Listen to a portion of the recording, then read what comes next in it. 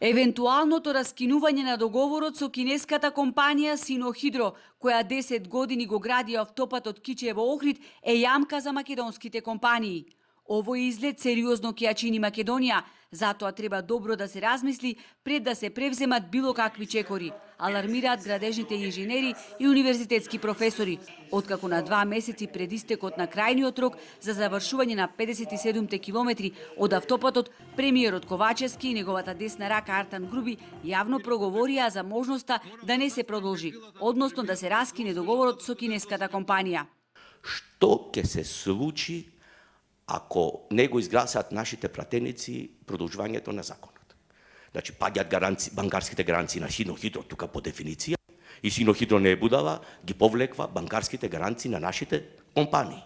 Нашите компании имат околу 50 милиони банкарски гаранции. Тие средства ќе бидат заробени. Доколку пратениците на крајот на декември гласаат за раскинување на договорот, градежните експерти се повеќе од сигурни дека кинеската компанија ќе поведе постапка пред арбитражниот суд во Париз. Станува збор, велат, за проект тежок половина милиарда евра. Апелирам до сите релевантни чинители со оглед на тоа што за 2 месеци, неполни 2 месеци, истекува рокот за градба, да размислат во кој правец ќе се движи понатамошната изведба на автопатот. Секој дисконтинуитет во градењето ќе доведе до големо дерогирање на веќе изграденото, загуба на големи финансиски средства, углед на државата и слично. Автопатот Кичево-Охрид да биде една успешна приказна од која што ќе се излечат многу позитивни работи. Воспротивно, сум учествувал и во арбитражни постапки каде што проектите не завршувале добро. Таму не се градат патишта. Таму може само да потрошите повеќе средства и време.